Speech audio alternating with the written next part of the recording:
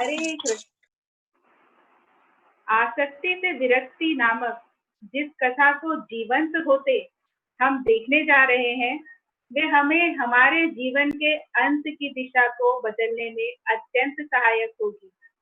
यह कहानी दर्शाती है कि किस तरह हम यानी जीवात्मा मृत्यु के समय अपनी इच्छाओं के आधार पर नया शरीर धारण करता है। बहुत समय पहले की बात है। कैलाश नाम का एक धनी व्यक्ति था, जिसे अपने धन, अपने घर, अपनी संपत्ति से बहुत आसक्ति थी।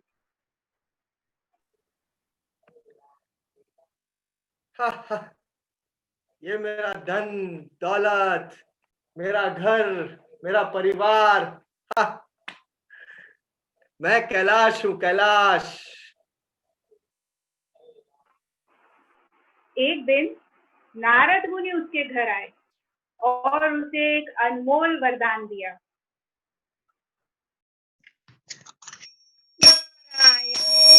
नारायण पुत्र कैलाश, मैं इस समय वैकुंठ जा रहा हूँ, जो पूर्ण पुरुषोत्तम भगवान श्री कृष्ण का निवास स्थान है। मैं तुम्हें अपने साथ उस अद्भुत जगत में ले जा सकता हूँ।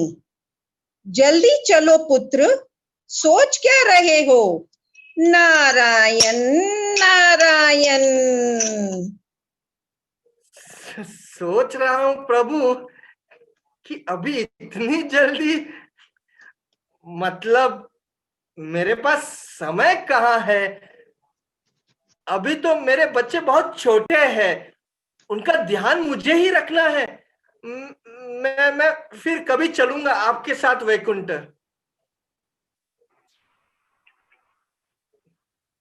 यह कहकर कैलाश ने एक बड़ा अवसर ठुकरा दिया।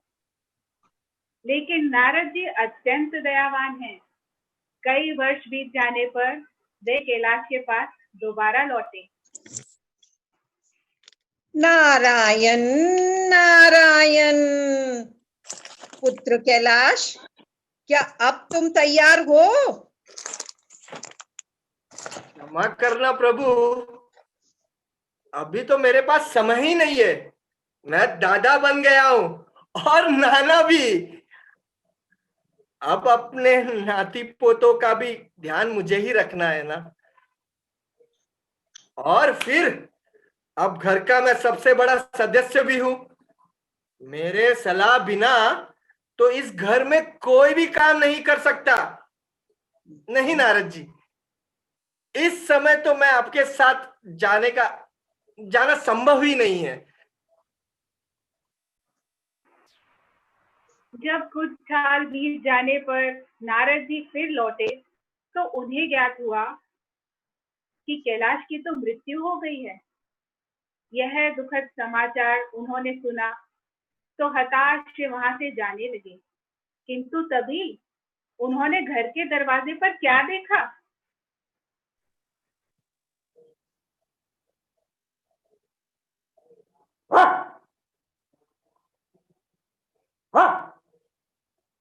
नारद जी, प्रभु इधर देखिए। नारायण नारायण। मैं वही कैलाश हूँ, यहाँ देखिए प्रभु। कैलाश, तुमने मनुष्य शरीर त्याग कर ये कुत्ते का शरीर पाया है? अब भी देर नहीं हुई है, मैं तुम्हें वैकुंठ ले जा सकता हूँ। चलोगे मेरे साथ? नारायण नारायण। प्रभु, मैंने वर्षों की मेहनत से जो धन कमाया है, मेरे बच्चे उसे ढंग से संभाल ही नहीं सक रहे। कोई इस धन को चुरा ना ले, इस डर से मैंने कुत्ते का शरीर धारण किया है। इसलिए मैं अभी आपके साथ नहीं आ सकता। कैलाश की यह अत्यधिक आसक्ति देख नारद जी बहुत दुखी हुए और वहां से चले गए। कई वर्षों बाद जब उन्हें समाचार प्राप्त हुआ कि कैलाश की इस जन्म में भी मृत्यु हो गई है, तो नारद जी ने सोचा कि अब ना जाने कैलाश ने किस योनि में जन्म लिया होगा, कौन सा शरीर धारण किया होगा।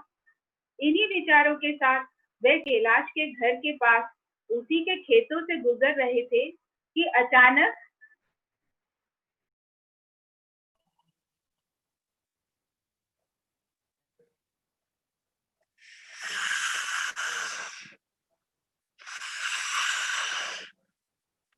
हे महर्षि नारद, मैं कैलाश, यहाँ इस तरफ देखिए, मैं कैलाश हूँ। नारद जी,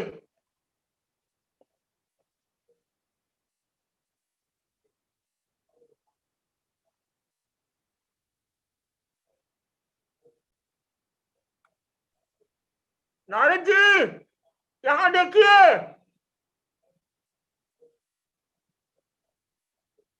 पुत्र, तुम यहाँ इस सांप के शरीर में क्या कर रहे हो? क्या तुम मेरे साथ नहीं चलना चाहोगे? आओ कैलाश, अब भी देर नहीं हुई है, चलो मेरे साथ पुत्र।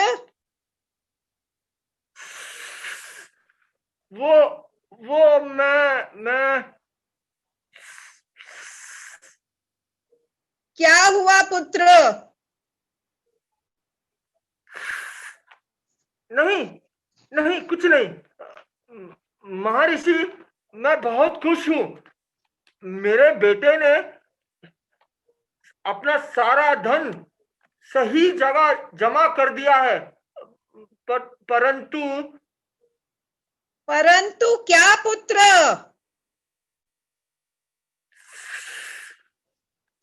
मेरे बेटे इतने आलसी है नारद जी, सुबह सवेरे जल्दी उठने की बजाय सब इतनी देर सोते हैं। तब तक जंगली जानवर और पक्षी आकर इन खेतों में इतनी मेहनत से उगाए गए अनाज को खराब कर जाते हैं, और कभी कभी पड़ोसी भी आकर अनाज चोरी कर लेते हैं। अब आप ही बताइए नारद जी, मैं अपने बेटों की यह लापरवाही कैसे सह सकता हूं? बनना पड़ा मुझे सांप, ताकि इतनी मेहनत से उगाई गई फसल की रक्षा कर सकूं। मैं बहुत बहुत ही ज्यादा व्यस्त हूं प्रभु, मुझे क्षमा कर दीजिए नारद जी। मैं इस क्षण भी आपके साथ नहीं आ सकता प्रभु। कैलाश की यह दुर्दशा देखकर नारद मुनि ने जोर से ताली बजाई और कैलाश के सारे बेटों को उसके समक्ष बुलाया। अब तो कुछ करना ही पड़ेगा। नारायण नारायण। अरे मुकेश, सुंदर, नंदन, जल्दी आओ, देखो तुम्हारे खेत में कितना भयानक सांप आ गया है। अरे जल्दी आओ। जैसे ही कैलाश के बेटों ने देखा नारायण नारायण। बड़ा सांप उनके खेतों में आ गया है, तो उन सब ने मिलकर लाठियां उठाई और उस सांप को जोर जोर से मारना शुरू कर दिया। अरे बेटा, अरे बेटा, क्या कर रहे हो?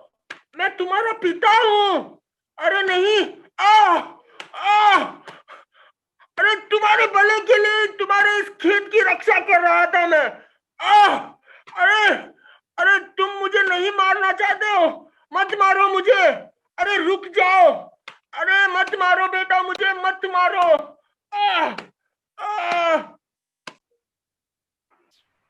बेचारा कैलाश, वह जितना पुकारता उसके बेटे उतना ही ज्यादा गति से उस पर वार करते गए और अंततः कैलाश की मृत्यु हो गई।